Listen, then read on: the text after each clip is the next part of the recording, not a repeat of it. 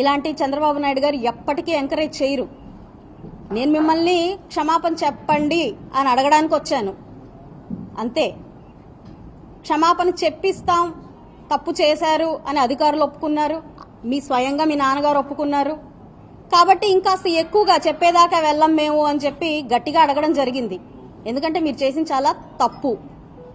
ఒక పాపం చేసి దాన్ని కడుక్కునే ప్రయత్నంలో డైవర్షన్ పాలిటిక్స్ లో భాగంగా తప్పుల మీద తప్పులు చేస్తున్నారు. దాన్ని క్వశ్చన్ చేస్తే దాన్ని మళ్ళీ reverse me as per your game దాన్ని మొదలు పెడుతున్నారు. చంద్రబాబు నాయుడు మహిళా సాధికారత కోసం ముందుకు వెళ్లే ఒక వ్యక్తి. ఈ రాష్ట్రానికి ఒక అదృష్టం. మీరు నోట్ చేసి పెట్టుకోండి. మహిళల మీద లేకపోతే దౌర్జన్యాలకి దొమ్మిలకి ఆయన ఎప్పుడూ ఎంకరేజ్ చేయరు. కాకపోతే మీరు ఇంకొకటి కూడా గుర్తుపెట్టుకోండి, పడి ఉన్నారు అందరూ.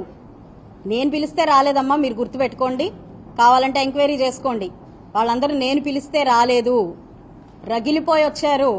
మీ నాన్నగారు మాట్లాడిన మాటల్ని చెవులారా విని గుండెల నిండా ఆవేశం పెంచుకొని వాళ్ళు వచ్చారు.